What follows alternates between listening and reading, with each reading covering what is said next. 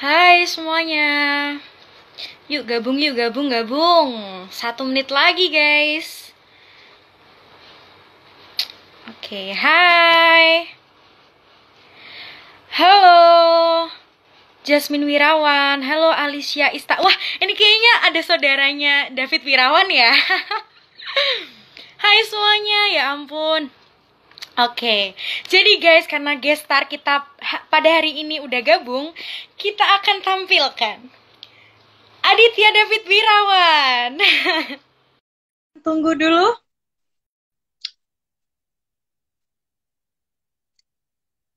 Oke, please welcome Aditya David Wirawan. Hai. Halo, halo, halo. Apa kabar? Baik, baik, baik. Good. Kamu gimana? Baik dong pastinya, ya ampun. Tahu gak sih, aku tuh excited banget loh mau live sama kamu. Sama dong. Kira bigay.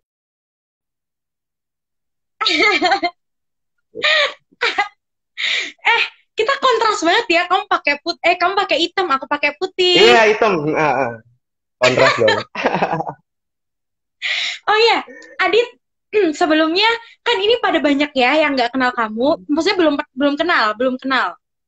Dan banyak juga yang belum kenal aku. Yuk kita mau perkenalkan diri kita dulu yuk, biar kalau Oke. ada pepatah nggak kenal maka nggak sayang. Nggak Kita sayang. makanya buat Iya. mereka kenal dulu. Oke. Oke, siap, siap. Aku aja deh ya yang kenalin kamu ya, karena di sini aku sebagai pembawa acara. Bener nggak? Oh iya, boleh, boleh, boleh, boleh, boleh. Oke. Jadi guys, di sini gestar kita adalah Aditya David Wirawan. Aditya David Wirawan ini adalah alumni SMA Kristen Petra 1 Surabaya. Jadi dia ini ceritanya baru lulus, ya kan? Baru lulus kan ya? Iya, baru kali ini. Kalau ada yang bilang lulus jalur corona gimana? Bener nggak? Lulus jarum virus. Ngenes banget. Sedih banget. Tapi nggak apa-apa lah. Gak apa-apa lah, yang penting lulus. Nggak apa-apa. Yang Nah, penting lulus, yang penting lulus. iya benar. Aditya David Wirawan ini bukan siswa biasa loh. Anjay, oke, oke. Kenapa bukan siswa biasa? Karena Aditya David Wirawan ini adalah siswa sekolahnya, guys. Jadi dia itu pernah meraih gold medal IBO atau International Biology Olympiad di Hungaria tahun 2019. Dan gold medal International Junior Science Olympiad di Bali tahun 2016. Bener ya, Adit ya? Benar, benar, benar. Oke. Terus, aku mau ngenalin diri aku ya. Ah, iya, boleh, pokoknya silakan, silakan. Nama aku, Gracia Angel Marta Putri, biasa dipanggil Angel. Umur aku sekarang 17 tahun, baru ulang tahun kemarin Maret. Ucapin dong, ucapin happy birthday gitu. Aduh, happy birthday, happy birthday. Makasih, makasih. Nah, aku hobi banget sama nyanyi dan broadcasting. Karena kalau nyanyi aku udah dari umur 3 tahun, terus baru kemarin juga aku pertama kali bisa masuk FLS 2N tingkat nasional 2019 kemarin yang diadakan di Lampung, dan puji Tuhan aku dapat top 10 di FLS 2N itu. Wanjir, keren, keren, keren. Oh iya, guys, gini ya, kan waktu di poster itu kan udah dibilang tuh kalau kita akan ambil 2 pertanyaan dari kolom komentar. Nah, 2 orang tadi yang beruntung akan mendapatkan merchandise spesial dari Puspresmas. Nah, nanti akan diumumin pada kurang lebih 16.45. Jadi kalian juga harus tetap stay tune terus di sini, jangan kemana-mana, karena kalau kalian tanya kita bakal pasti jawab, oke?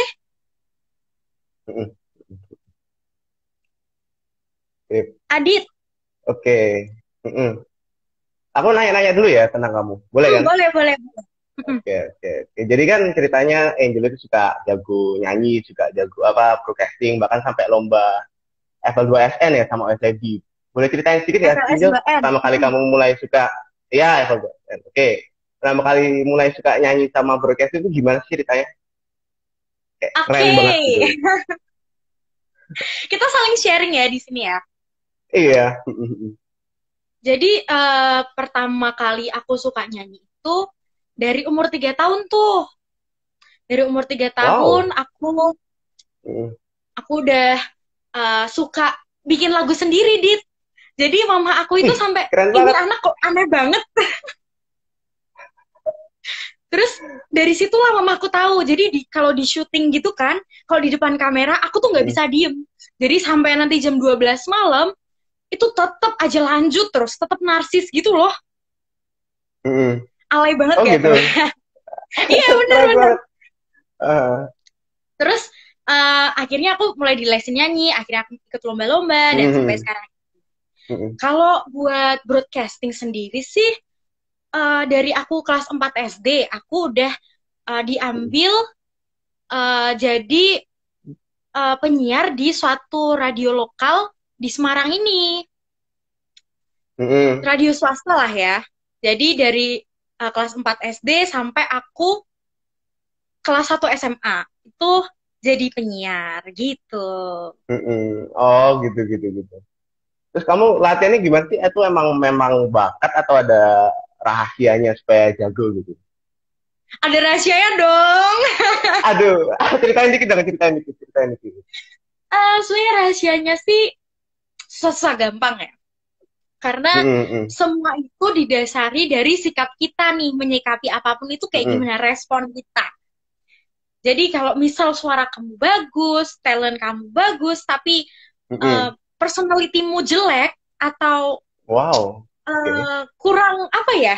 Kalau misal aja nih taat sama orang tua, kamu nggak ada taat sama orang tua, itu nggak bakal bisa tuh. Mm, mm, mm. Jadi kamu harus tetap ngelatih dasar value kamu sendiri tuh. Jadi Angel Asik. yang seperti Setuju. sekarang, Adit yang seperti sekarang. Ah, Jadi ah, ah. semua itu ada rahasianya sendiri lah. Oh gitu, gitu, oke, oke, oke. Mm-mm. Terus kasih ceritain sedikit dong pengalaman ikut lomba Level 2 SN. Mungkin ada saran sedikit tips dan trik buat viewer-viewer kita yang tertarik ikut lombanya Puspresnas ini. Oh, oke. Puspresmas itu kan dia pusat prestasi nasional ya. Kalau dulu udah ada belum ya? Aku kok kurang tahu ya. Kayaknya baru-baru aja. Iya nggak sih? Mm-mm. Wah, kurang Oke. tahu sih aku. Eh, Harusnya, ya oke, oke. Udah ada Mungkin lama deh, enggak namanya ya? namanya namanya bukan Puspresnas kali ya, Dit ya? Oh iya, iya, iya. Nah, Baru tahun ini kayak ganti nama. Gitu. nah, eh, buat Puspresnas sendiri itu kalian bisa ngikutin semua info di akunnya Puspresnas. Kan sekarang kan udah ada Instagram nih. Jadi itu ada KSN, FLS 2N yang aku ikutin, KOSN, KOPSI, NSDC, LDBI, dan Fiksi. Nah, kalian bisa cek-cek tuh seputar info-info dan kalian tentunya bisa ngikutin itu karena ada tingkatan dari makasih Kak Indro cantik, makasih. Ada tingkatan dari SD, SMP sampai SMA gitu. Bahkan SMK pun juga ada waktu aku FLS 2N itu ada kategori SMA dan kategori SMA gitu. Oh, oke, oke, oke, gitu, gitu. Hmm. Siap, siap, Adit, aku siap. mau tanya dong. Boleh, boleh. Adit itu selain hobi belajar, hobi apa lagi sih? Aku itu kalau di rumah itu punya namanya proyek hidroponik. Hidroponik itu Oh, bercocok tanam tanpa medium tanah, Kak. Jadi pakai medium air gitu istilahnya. Sebenarnya kalau mau cerita unik itu sebenarnya awal mulanya aku suka biologi itu dari hobi hidroponik. oh, Gitu. hidroponik. Hidroponik namanya, urban Susah nggak farming. sih hidroponik? Ada tantangan-tantangannya sendiri, tapi kalau lama-lama kamu kerjain, kamu tekunin, jadi seru sih, gitu. Eh, Berarti kamu Iya. ini tipe orang yang nggak bosenan ya kayaknya ya? Relatif sih, iya. Tapi kalau dipaksa belajar lama-lama ya, lama-lama bosen. Loh, bukannya kamu ini pemenang Olimpiade? Oh, Tapi nanti masa nanti ada disuruh tips, belajar lama nggak betah ada sih? ada tips triknya sendiri nanti supaya nggak bosan. Ada cara-cara khusus supaya nggak bosan. Ini nih ada pertanyaan nih, aku mau bacain satu nggak apa-apa kan ya? Boleh, boleh, boleh. Eh, kalau baru ikut OSN enaknya ikut mapel apa Kak Adit? Mending fisika, bio, atau kimia yang seenggaknya ringan buat diikuti. Nah, itu menurut kamu jawabannya apa teh? Tergantung dari dirimu sendiri sih. Dulu kan aku waktu abis IJSO, IJSO itu kan kayak level internasionalnya buat SMP ya. Jadi abis IJSO itu kan bidangnya ada biologi, fisika, kimia. Dari tiga itu aku juga di apa ya, diberikan pilihan yang sama, maksudnya dihadapkan oleh pilihan yang sama. Jadi mau milih yang mana dari tiga itu. Jadi sebenarnya tergantung dari kamu. Dari kamu emang suka ngitung dan kemampuan berpikir logismu itu jalan banget, mungkin lebih cocok ke fisika. Kalau kamu tertarik ke life science, cara kerjanya tubuh manusia, cara sel-sel bekerja, cara molekul berinteraksi, itu ya ke biologi. Dan ternyata kamu suka reaksi-reaksi kimia, pasti kimia. Gitu. Menurutku sih itu. Jadi tergantung masing-masing orang, nggak bisa digeneralisasi. Oke. Dit, kamu bisa majuan dikit? Oh, majuan dikit. Oke, iya. Siap. Biar kita serasa cukup dekat ya, gitu. Ya. Anjir, oke. Siap. Oh ini ada lagi nih. Dari Eki_1099. Selamat sore Kak, mau bertanya nih. Skill itu memang ada dari lahir atau muncul setelah dewasa? Dan bagaimana cara kita bisa tahu bakat kita apa, Kak? Skill itu nature sama nurture, jadi dua-duanya.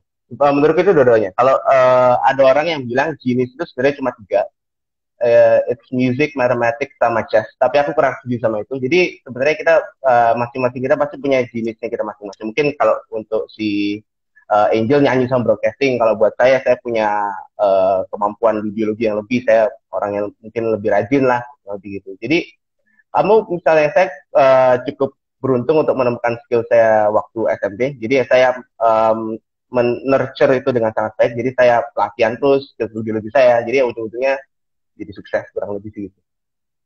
Iya. Jadi dan sebenarnya dua-duanya. Semua itu dari kitanya sendiri ya, Dit ya. Kalau kitanya dikasih talenta tapi nggak ngasah ya percuma ya kayaknya ya. Bener? Iya, berkat speech talent soalnya kan. Oke deh. Aku mau ingetin lagi buat kalian yang belum follow Puspresmas, follow dulu akun Instagramnya dan juga ada channel YouTube Puspresmas. Langsung subscribe aja. Kalian bisa tahu apa aja info lomba-lomba yang kece dan pastinya sangat up to date. Oke. Sekarang kita masuk ke segmen tanya jawab khusus Adit. Oke. Siap. Nah, oke. Yang pertama, awal mula Adit menyukai dan terjun di dunia biologi itu kapan sih? Dan apa yang membuat kamu tertarik? Oh, biologi aja deh daripada ilmu yang lain. Mungkin kamu bisa jelasin? Oke. Kayak yang aku udah bilang tadi sedikit, saya itu mulainya dari kelas waktu SMP kelas 7 sama kelas 8. Saya itu awalnya kan ditunjuk untuk memulai proyek hidroponik di sekolah, ya bocor tanam di air tanpa miring tanah. Saya itu di greenhouse sekolah nanam sayur, nanam kangkung, sawi, bayam, macam-macam pokoknya. Jadi sebenarnya rasa cinta biologi saya dulu itu mulai keluar dari proyek hidroponik itu. Jadi dari proyek hidroponik itu aku belajar untuk misalnya contohnya ngelawan hama. Saya belajar kenapa kalau bibit terlalu lama di gelap itu bisa tumbuh kurus puncak tinggi, kan namanya etiolase. Nah, dari pengalaman-pengalaman saya mulai buka buku biologi, saya mulai pelajari tentang fisiologi tanaman. Nah, dari situ kok saya kagum sama bidang biologi ini, sama biologi. Jadi, saya mulai mendalami biologi. Nah, waktu kelas 8, saya ikut seleksi OSN buat SMP di sekolah. Saya kira itu OSN SMP itu ada OSN biologi sama OSN fisika. Jadi saya masuk ke ruangan perpustakaan untuk ngerjain soal tes seleksi sekolah. Saya kira bakal dikasih soal biologi doang. Ternyata kok tahunku ternyata OSN itu digabung. Jadi OSN IPA, ada biologi sama fisika. Itu bagian biologinya bisa, bagian fisikanya agak kesulitan. Jadi mulai saat itu saya bukan terpaksa sih, emang diharuskan untuk belajar fisika. Akhirnya OSN SMP berhasil. Saya masuk ke IJSO, itu kan internasionalnya buat level SMP. Di IJSO saya mulai belajar juga ada bidang baru, bidang kimia. Jadi 3 bidang itu saya pelajari. Saya Desember pulang dari IJSO setelah dapat emas. Kayak saya udah sempat bilang tadi, saya dihadapi pilihan 3. Kamu mau SMA-nya itu mau fisika, biologi atau kimia. Jadi berhubung saya emang awal basicnya dari hidroponik itu sudah suka duluan sama biologi, ya saya akhirnya decide untuk ya udah saya ikut biologi aja untuk Oke. SMA-nya. Oke. Oke, pertanyaan satu udah lewat nih. Lanjut pertanyaan Oke, berikutnya. siap. Karena kayaknya Siap. asik banget deh, Dit. Wawancara sama kamu ya. Asik ya. Asik, asik, asik. Oke, lanjut. Pernah nggak sih kamu merasa bosan tentang belajar biologi? Mungkin bisa dong kasih tips buat kita untuk betah belajar biologi. Nah, tadi kan kamu udah bilang nih, kalau aku juga disuruh belajar terus nggak bisa kayaknya. Tapi kok kamu bisa menjuarai Olimpiade sih sampai dapat gold medal lagi? Oke, oke, oke. Of course, kalau buat saya sih sering banget bosan. Karena kalau kamu belajar dengan sangat serius, bosan itu tentu saja wajar. Tapi itu sebenarnya gunanya target sama motivasi. Kamu mencari motivasi kamu kenapa decide untuk ikut lomba itu in the first place. Misalnya kamu olim, itu milih bidang yang memang kamu suka. Jadi nggak terlalu gampang bosan. Jadi misalnya kalau saya disuruh ikut bidang astronomi ya, belajar dikit aja udah bosan gitu. Anak-anak astronomi yang nggak terlalu suka biologi ya juga lama-lama enak kan. Jadi kalau belajar itu pasti ada breaknya lah. Jadi terserah kamu. Misalnya kalau saya sendiri belajar biasanya 3 jam, baca buku itu udah bosan, udah jenuh duluan. Jadi ada banyak cara untuk menghilangkan bosan. Misalnya kamu nonton TV, kamu mau main game, terserah. Tapi ada juga cara menghilangkan bosan itu sebenarnya dengan efektif sama produktif. Jadi misalnya kamu udah belajar 3 jam, udah baca buku, udah bosan. Daripada kamu nonton TV atau main game sama teman-teman, kalau mau produktif, saya saranin kamu nonton video-video yang ada hubungannya sama bidang OSN. Misalnya kalau saya nonton di YouTube, misalnya cara kerja DNA polimerase. Jadi kan misalnya dari visual kita belajar, terus kita ganti sejam ke belajar lewat audio, jadi lewat telinga kan. Jadi misalnya aku nonton video-video kuliah, ada satu website yang sangat bagus, saya saranin buat adik-adik teman-teman yang mau ikut OSN biologi, sebenarnya bidang apapun di website ini ada, namanya ocw.mit.edu. Itu video kuliahnya dari Universitas MIT. Mereka itu ngasih video-video kuliah secara gratis. Jadi kalian bisa mempelajari bidang kalian dengan dalam. Karena kan materi OSN itu sebenarnya materi kuliah semester pertama, semester kedua, sama kadang-kadang tahun kedua kan. Jadi daripada kalian nonton TV atau main game, lebih baik nonton video yang ada hubungannya sama sains atau biologi. Gitu. Terus kalau misalnya supaya nggak bosen, aku juga usahain sehari itu nggak cuma belajar satu topik. Jadi misalnya pagi belajar molecular biology, siangnya belajar animal physiology, malamnya belajar fisiologi tumbuhan atau misalnya genetika. Jadi diacak-acak. Kayak gitu. Biar nggak bosen, divariasi ya, Dit ya? Divariasiin. Gitu. Oke. Kan kita sama-sama anak lomba nih. Ya kan? Walaupun lombanya beda, kamu yang otak semua, aku yang nggak otak. Enggak gitu juga dong. Oke. Nah, kita pasti sering dapat yang namanya kekalahan nih. Apa yang kamu rasakan waktu mengalami kekalahan itu sendiri? Padahal kamu udah belajar semaksimal mungkin, dan apa yang kamu lakukan untuk menyikapi kekalahan itu? Oke, mungkin kamu bisa ceritain dari awal kamu gagal, mungkin kamu sempat dapat underestimate dari orang lain, mungkin pernah kan? Iya. Karena sering. Tahu lah ya. Kekalahan kan pasti sering sekali terjadi, apalagi kalau misalnya seperti yang Angel udah bilang, kita udah merasa berjuang sebesar-besarnya, sekuat-kuatnya, udah berdoa, tapi kok terbagal gitu kan. Saya awal-awal pertama ikut lomba sains tingkat waktu SMP sebelum OSN, itu saya nggak pernah sekalipun menang. Saya ikut berkali-kali kalah terus gitu. Jadi kalau kita memutuskan untuk terlibat ke dunia Olimpiade, mau itu ke SN, FLS 2N, atau fixer olahraga, debat apapun itu, kita memang harus siap untuk mau menang, mau kalah. Jadi menurut saya sih kita harus benar-benar berserah pada Tuhan. Jadi kalau kita menang, itu bukan karena, saya menganggap itu bukan karena usaha saya sendiri. Karena kalau saya menganggap itu, saya bakal jadi sombong. Jadi kalau misalnya saya menang, itu memang udah berkenan dari Tuhan. Karena Tuhan sudah berkenan dengan usaha saya. Tapi kalau kita kalah, kita anggap aja itu emang Tuhan berkenan supaya kita kalah. Mungkin Tuhan mau kita belajar mengambil hikmah sebanyak-banyaknya dari kesalahan itu. Misalnya mungkin kita terlalu sombong sampai meremehkan lawan dan teman-teman kita, atau malahan kebalikannya kita nggak yakin sama sekali. Jadi kita ke lomba itu udah nggak pede duluan, udah nggak yakin. Jadi mental juaranya nggak ada. Itu mungkin salah satu faktor menjadi kekalahan. Gitu. Nah, salah satu kekalahan terbesar saya itu di selama Olimpiade itu waktu di Ibo di Iran tahun 2018 ya. Memang waktu di Ibo Iran itu saya dapat perak, tapi jujur aja aku waktu datang ke Ibu Iran itu aku udah ditarget, saya menarget diri saya sendiri, dosen-dosen pembimbing di kelas itu juga menarget saya untuk dapat emas. Jadi saya ke sana itu udah percaya diri banget, saya membawa kepercayaan dosen, saya membawa kepercayaan teman-teman, saya membawa kepercayaannya orang tua saya yang menarget emas, tapi kok ya gagal gitu. Ya di sana saya merasa kalah, saya sedih, dan butuh waktu 1 tahun ke Ibu 2019 untuk memperbaiki kesalahan itu. Jadi saya berusaha sebaik-baiknya, mulai dari belajar back to basic, dari segi kesehatan saya memperbaiki stamina, dan terutama saya memperbaiki hubungan saya dengan Tuhan dengan lebih baik. Jadi waktu saya masuk ke Ibu Hungaria, aku tuh harus siap dengan apapun yang Tuhan sediakan buat aku. Jadi mau kalah, mau menang, mau medali emas, medali perak, medali perunggu, atau bahkan gak ada medali sama sekali, aku percaya dengan usahaku itu bayaran yang pas lah, istilahnya gitu. Jadi kalau misalnya teman-teman kalah, itu usahain jangan istilahnya menyalahkan keadaan. Jadi misalnya kalah, sebaiknya menggunakan kesempatan itu untuk terus mendekatkan diri dengan Tuhan. Karena mau kalah, mau menang, tahu ujung-ujungnya kalian keluar dari lomba itu lebih baik dari sebelumnya. Kalian jadi lebih dewasa, kalian lebih mendalami pelajaran, kalian latihan komitmen, kalian memupuk jiwa pantang menyerahnya lah. Kalian terutama juga belajar time management.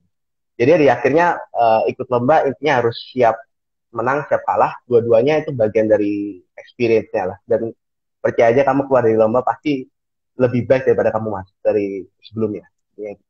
Oke, aku mau nambahin nih buat Adit dan buat teman-teman gimana caranya biar kalian itu sukses gitu lah, istilahnya sukses lah, berprestasi.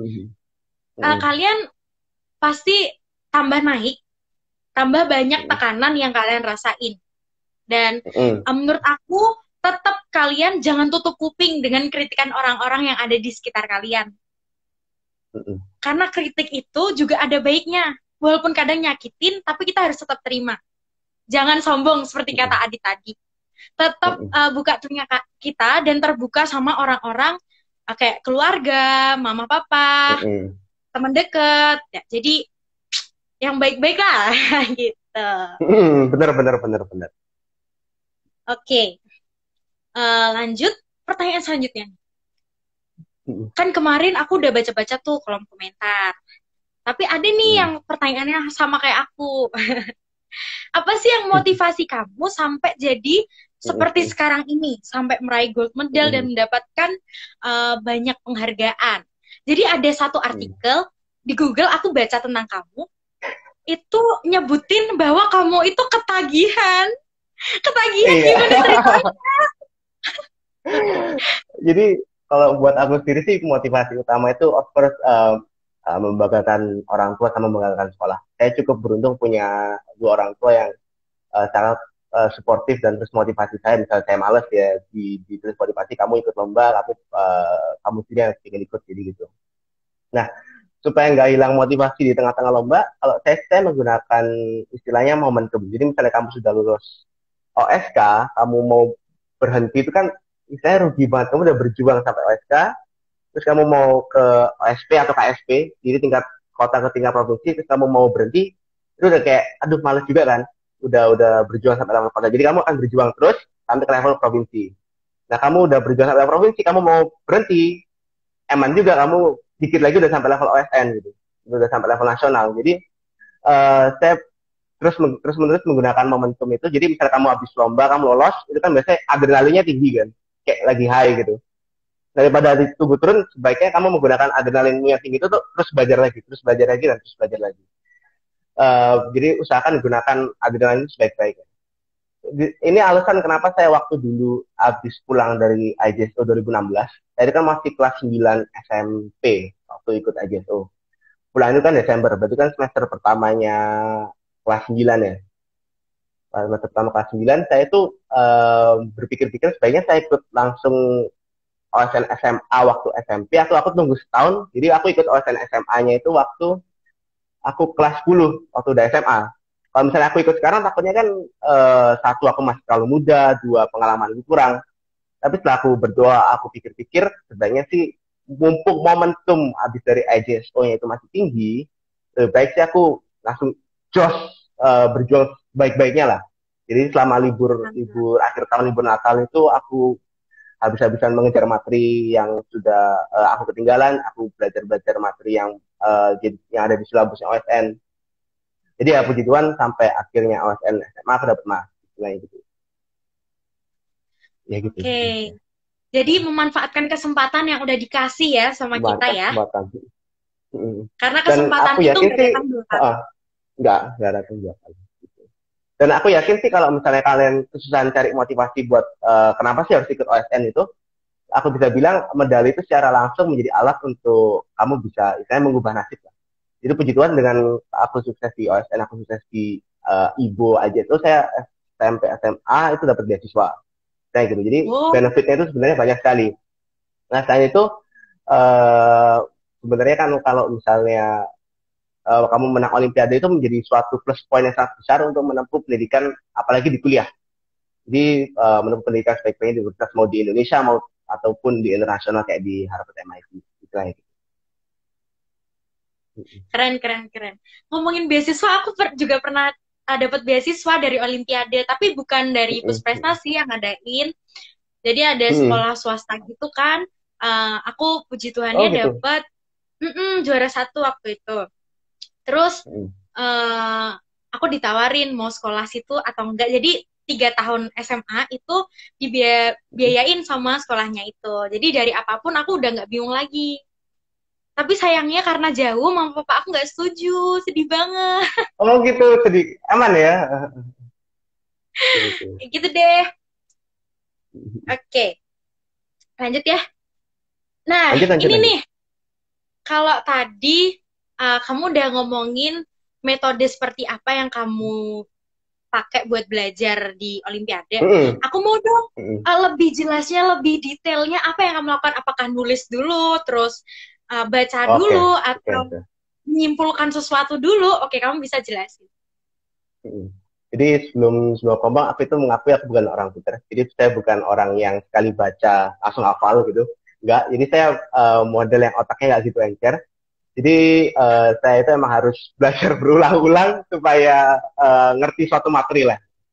Nah untuk Olimpiade sendiri, ini sebenarnya pasti trik yang semua orang sebenarnya tahu, tapi tetap aja banyak yang lupa. Jadi kalau mau Olimpiade, selain membaca dan mendalami suatu buku untuk pelajari suatu materi, yang sangat penting itu belajar dari latihan soal OSK, OSP, OSN tahun-tahun lalu. Pasti semua bidang selain biologi itu setuju sama saya yang pernah menjalani OSN. Jadi untuk menang memang perlu latihan soal yang intensif, yang banyak. Kuncinya itu repetisi dan membiasakan diri. Jadi kamu selama latihan soal itu ujungnya bisa mengasah logika dan kemampuan analisismu, terutama untuk ngerjain soal teori. Terus aku ada trik untuk, sebenarnya nggak tahu ini bekerja untuk semua orang atau enggak, aku ada trik buat pelajaran yang kayak bidang yang kurang suka. Misalnya kalau di biologi itu kan ada banyak. Ada biologi molekuler, ada genetik, ada fisiologi hewan, fisiologi tumbuhan, ada biosistematika. Nah, bidang yang aku paling nggak suka, subsubjek dari biologi aku nggak suka, itu namanya biosistematika. Itu basically menghafal loh. Nah, kalau misalnya aku belajar biosistematika yang aku benci banget itu belajar pagi-pagi, moodku seharian bakal down. Jadi sebenarnya kalau aku punya saran, kalian punya suatu materi yang kalian nggak suka, itu jangan belajar pagi-pagi. Belajar malam-malam. Aku nggak tahu ini bisa apa ke semua orang atau enggak. Jadi misalnya habis makan malam, aku biasanya kan, aku bilang tadi aku belajarnya interval 3 jam. Jadi habis makan malam sampai jam 9, itu bisa kamu gunakan untuk misalnya materi yang aku suka, biologi molekuler, jam 9 sampai jam 12 malam atau sampai jam 11 malam, itu baru belajar sesuatu yang kalian benci banget. Gitu ya gitu. Jadi moodmu seharian itu enggak. Jadi moodmu seharian itu enggak drop duluan gitu loh. Itu ya katanya kan kamu kan belajar malam. Itu buat yang pelajaran dibenci banget. Karena biasanya itu besoknya nyantol. Iya nggak sih? Biasanya nyantol juga, bener, Iya. bener, bener, bener. Kamu belajar terus tidur kan, oh pagi-pagi ingat gitu. Iya bener, bener. Iya. Terus Oh iya, saya Dit. juga, mm, mm, Enggak, lanjutin dulu aja, monggo. lanjutin dulu. Aku lanjutin dulu aja ya.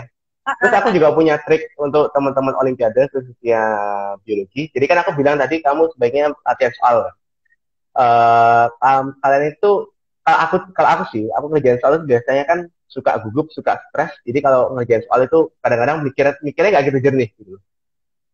Nah, kalau aku ngerjain soal itu biasanya kayak sama mirip kayak belajar tadi itu malam.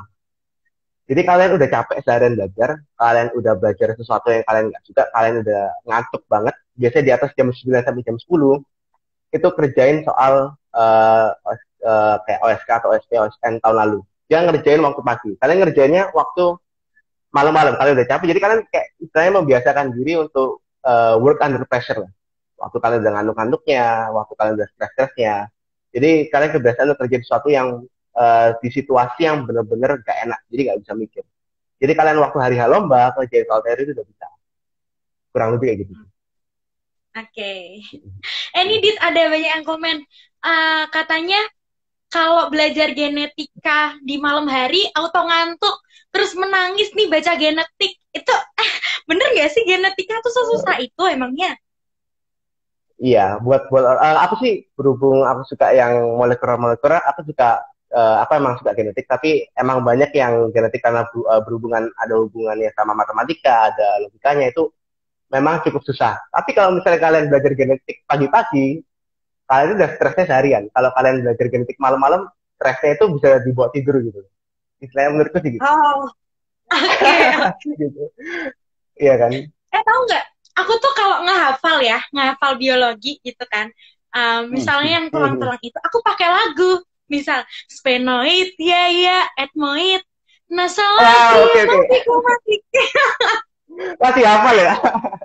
Iya, itu langsung apal lah. Mungkin kalian juga yang dapetin pelajaran itu bisa pakai lagu atau pakai tips yang udah Adit omongin tadi. Ya kan, Dit ya? Jadi banyak cara sih Bener bener sebenarnya bener. bisa kalian Banyak banyak terapin. trik-triknya.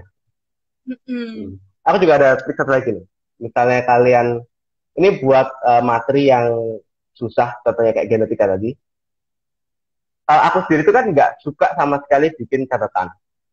Nulis di buku, bikin catatan itu nggak benar. Udah tulisan jelek, aku nulis cepat, pindah paragraf, ya sudah. Jadi intinya aku nggak suka nulis sama sekali lah. Tapi kalau Oh, ketemu materi yang sangat susah, aku saranin kalian bikin catatan. Tapi catatannya itu jangan dibikin waktu kalian belajar. Jadi intinya gini, kamu baca buku setengah jam, kamu hafalin materi yang kamu ngertiin, kamu tutup buku, baru kamu bikin catatan. Sambil kamu bikin catatan, jadi misalnya di kertas gitu ya, atau atas bikin bicara teks, kamu bikin subtopik, kamu uh, keluarkan apa yang di otakmu, apa yang ada di otakmu. Jadi intinya bikin catatannya itu setelah kamu belajar itu kamu bisa tahu materi apa aja yang kamu nggak ngerti.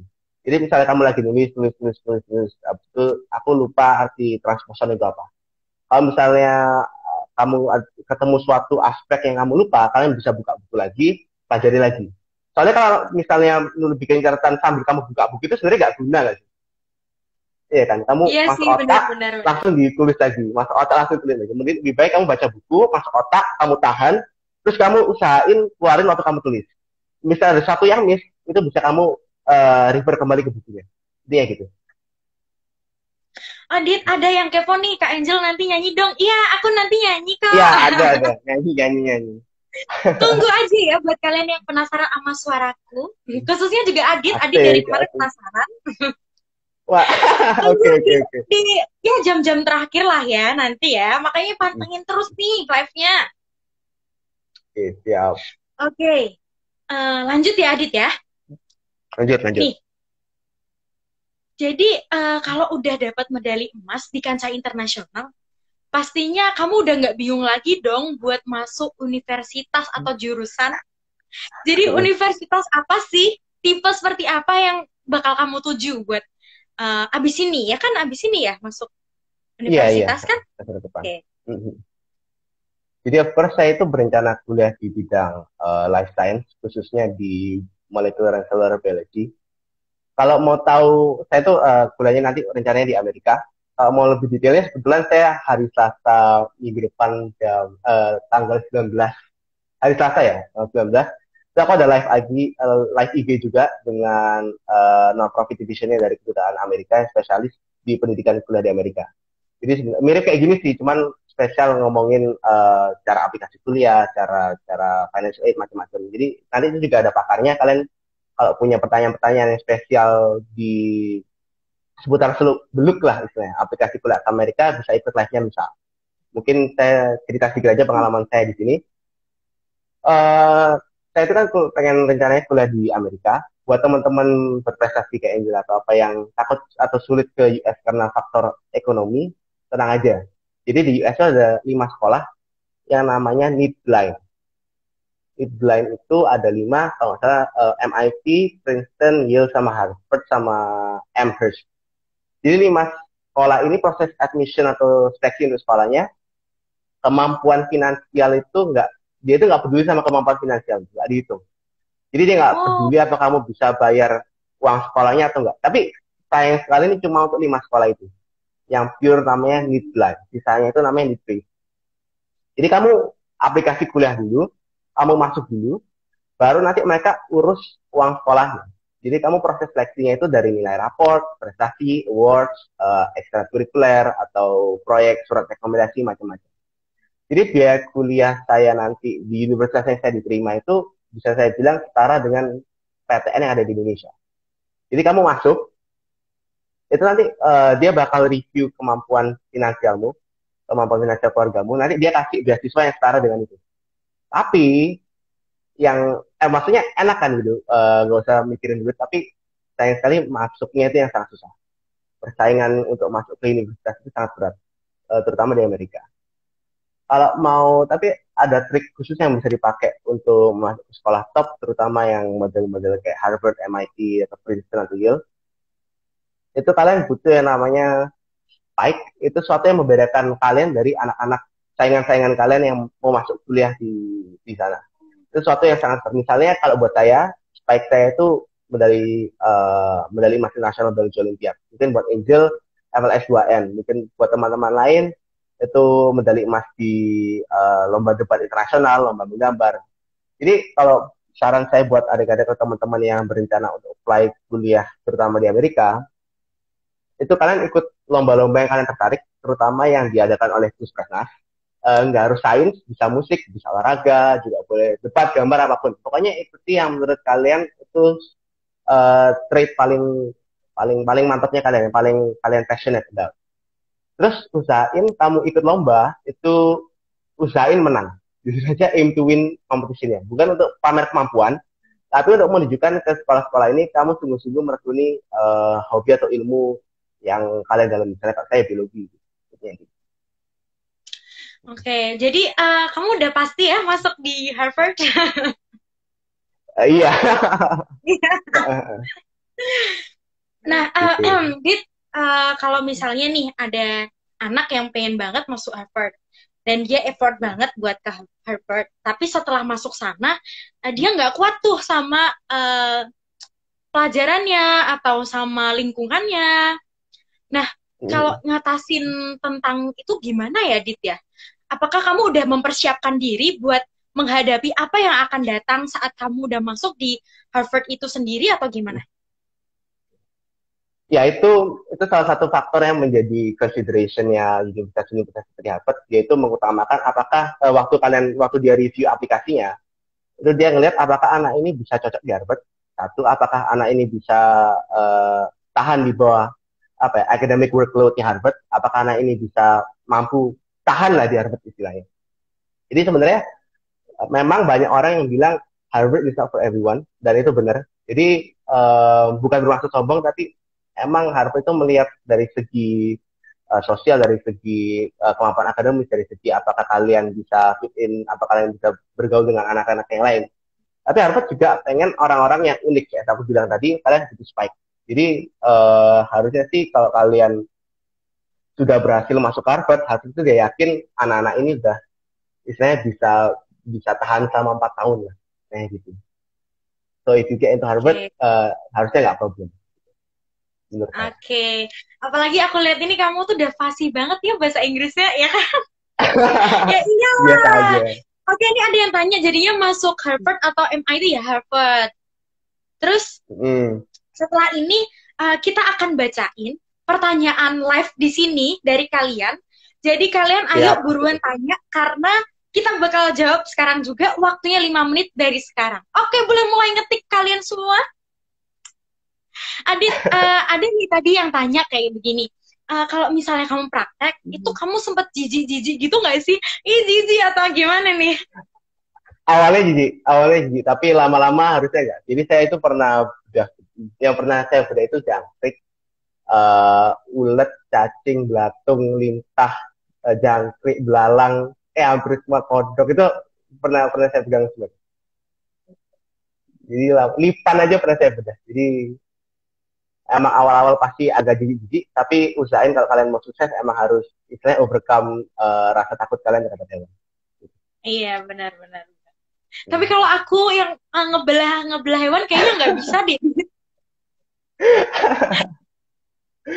Jangan ketawa dong. Iya, aku tahu kita tuh beda. Kita beda banget loh, guys. Sobat prestasi kita tuh beda. Dia yang dengan akademiknya dan aku yang dengan kenon akademikanku ini. Oke nih, mulai banyak yang tanya nih. Kak,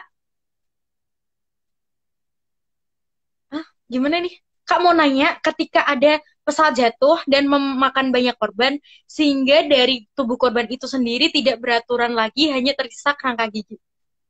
Terus yang ditanyain apa, bro? Nggak tahu, oke skip aja. Gimana cara mengatur waktu kita untuk belajar dan bermain?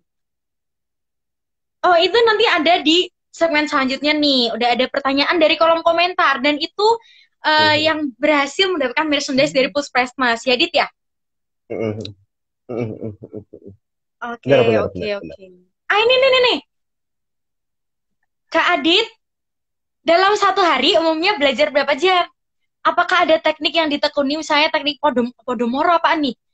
Atau ada teknik lain yang dipakai biar endurance belajar tinggi. Itu gimana sih? Podomoro apaan sih, Dit? Nggak tahu, aku juga nggak tahu, jujur ya. Tapi kalau misalnya hari sekolah, aku usahain belajar at least 4-5 jam. Jadi emang harus ngorbanin waktu tidur, at least kadang-kadang tidur itu sampai jam 1, jam 2. Memang terpaksa lah, supaya kalau mau emang benar-benar beneran pelajarannya. Tapi kalau hari biasa, hari Minggu itu kadang-kadang bisa seharian belajar biologi, tapi usahain tetap bagi waktu antara kehidupan sosial, antara ekstrakurikuler. Jadi kalau udah deket-deket hari Ibu, sehari itu aku bisa belajar di atas 17 jam non-stop. Iya.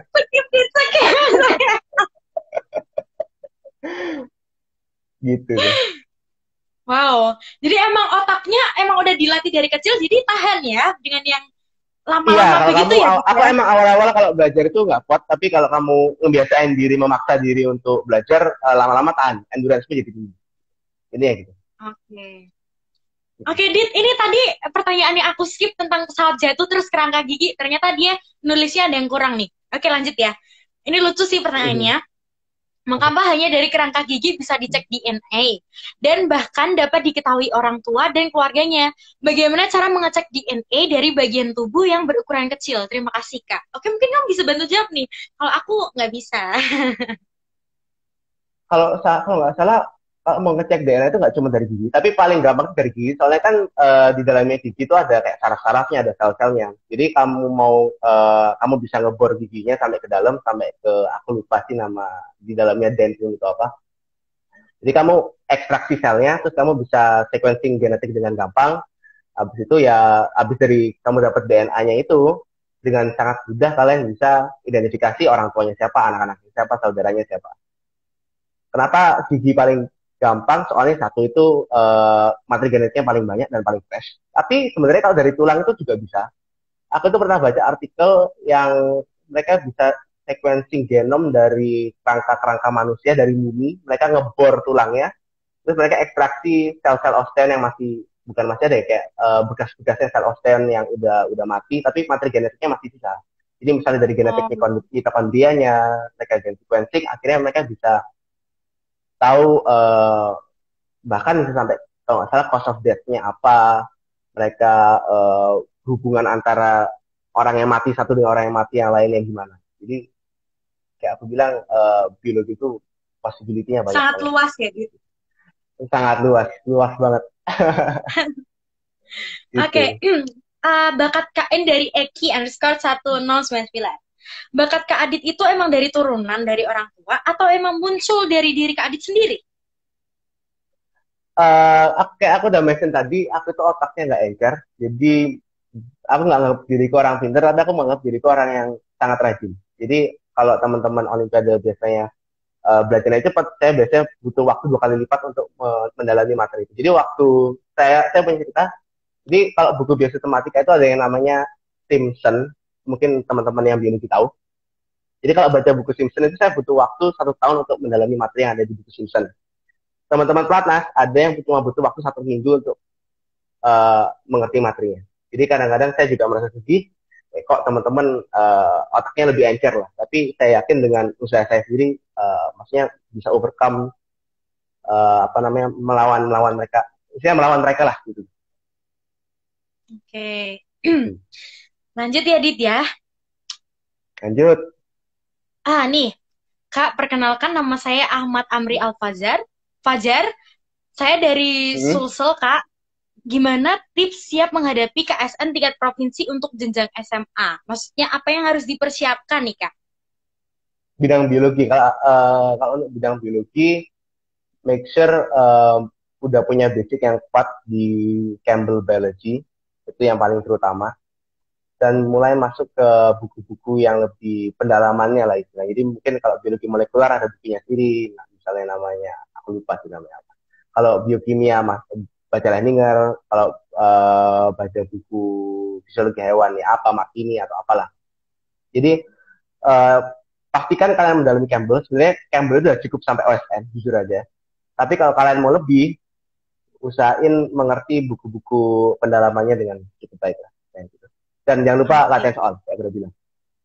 Oke. Oh ini nih, ada yang bantu jawab tadi Podomoro, kita kan sama-sama nggak tahu ya. Podomoro itu yang belajar selang-seling sama istirahat. Hai David. Podomoro, oh 25 menit belajar, 5 menitnya istirahat. Podomoro itu cara belajar selang waktu gitu, Kak. Misal 25 menit Oh, belajar, 5 menit istirahat. Oke, paham-paham oke, kita. oke. Thank you ya Paham, semuanya paham, udah paham. bantu jawab, udah Makasih, bantu kita makasih. juga. Oke. Oke, wah banyak banget nih. Thank you ya semuanya. Dipilih, dipilih. Oke. Oke, Dit. Kita kan udah janji nih ya, karena Puspresmas mau bagiin merchandise spesial buat 2 orang yang beruntung. Dari kolom komentar, kamu dan aku udah berdiskusi. Asik. Jadi, Silakan, silakan. yang pertama yang aku pilih, ayo siap-siap, siap-siap yang udah merasa komen. Ayo kalian berdoa dulu, siapa tahu beruntung. Hey. Yang Oke, oke, pertama, oke. dari @she-fight-for-get-gold. Kak, kalau belajar Oke. bio buat KSN, apakah harus paham kimia dasar dulu? Terus cakupan materi kimia dasarnya sampai mana aja? Oh, oke, oke, oke. Jadi kalau untuk SN Biologi SMA, first perlu kimia, terutama level kurikulum SMA, itu udah cukup. Jadi kimia dasar mulai dari asam basa, elektrokimia, ikatan kimia, termokimia, itu sering sekali dipakai. Jadi usahakan pelajari kimia sebaik-baiknya. Tapi mungkin kalau yang kayak model kimia kuantum gitu nggak perlu deh. Jadi mungkin ada Oke. hubungannya dengan life science. Nah, gitu. Terus, oke, oh bentar-bentar. Dari @she-fight-for-get-gold, ini kalian bisa nge-DM aja Puspresnas buat merchandise spesialnya. DM ya, @she-fight-for-get-gold. Terus yang kedua, dari @jefferson_Filbert. Tadi kayaknya dia gabung deh. Tadi kayaknya aku ngebacain pertanyaannya dia. Dari kolom Oke, oke. komentar, dia juga ada pertanyaan nih yang menurut aku bagus. Gimana caranya Kak Adit bisa membagi waktu untuk mempersiapkan universitas, Olimpiade Biologi, dan juga untuk sekolah dan kehidupan sosial. Selama ini, saya kesusahan dalam membagi waktu karena mentitik beratkan seluruh fokusku di Olim.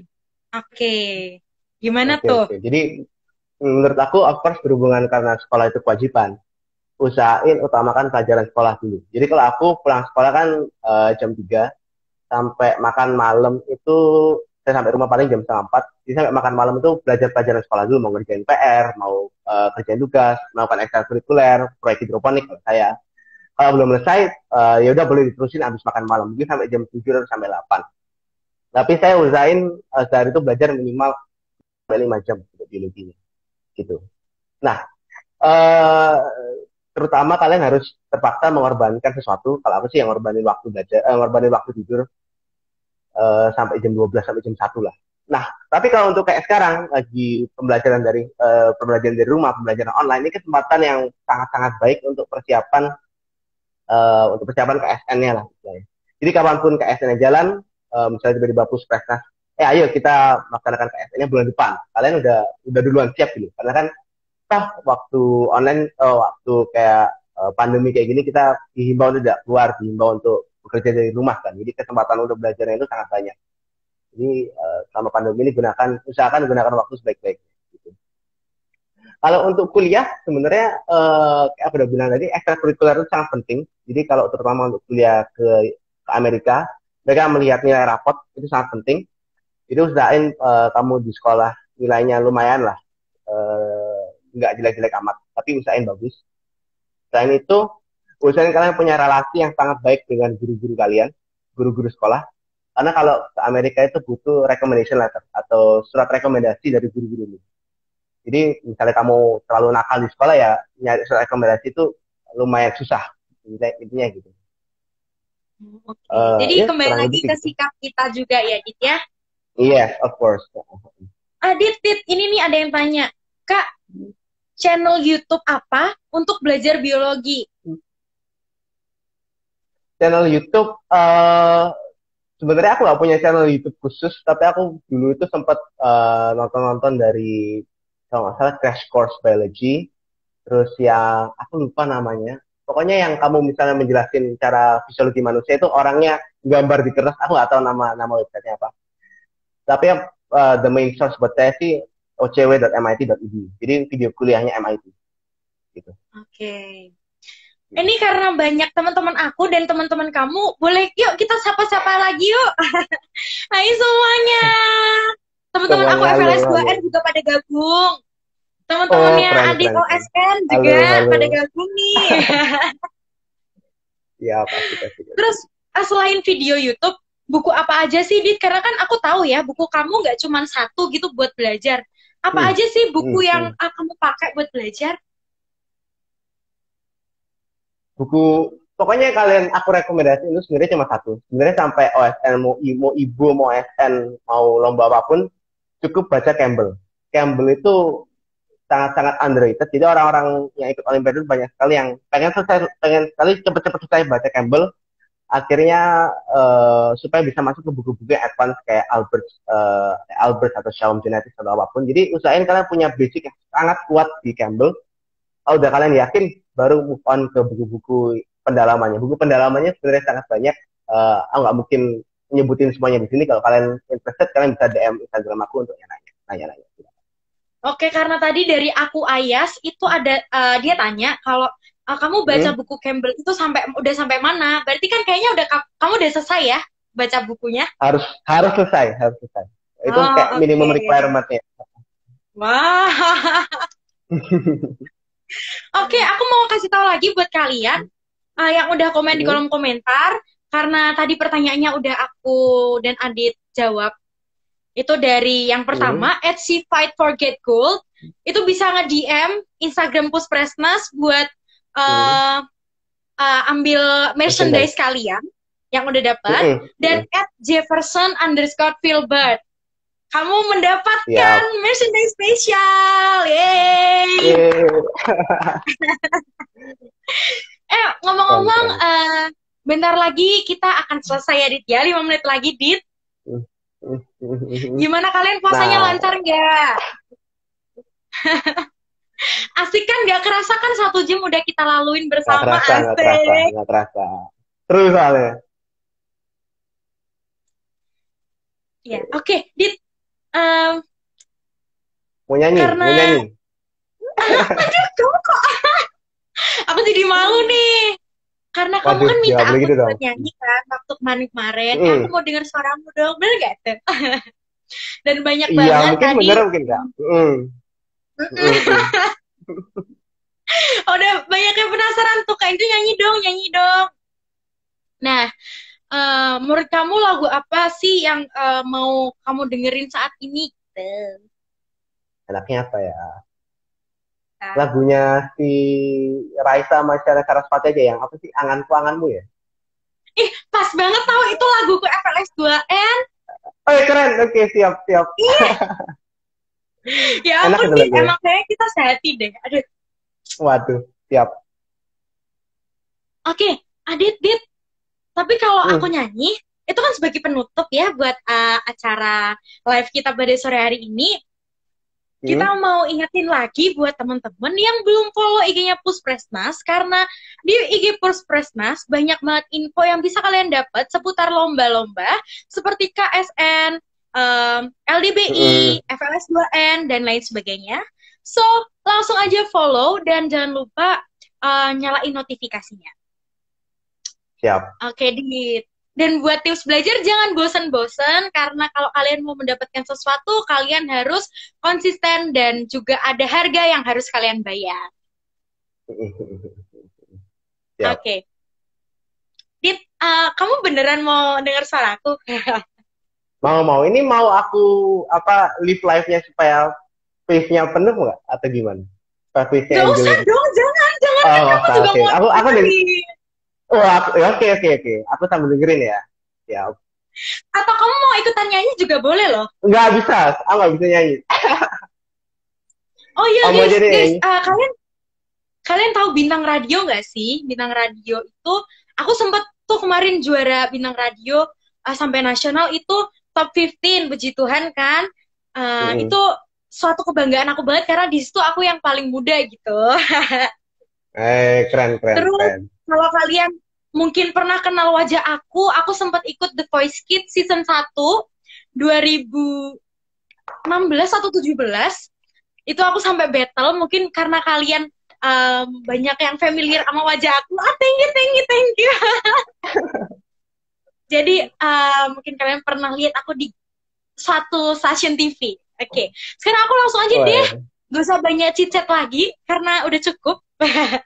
Mm-mm. Langsung aja, refnya aja ya tapi ya. Mm-mm. Oke. Aduh, aku malu, Dit.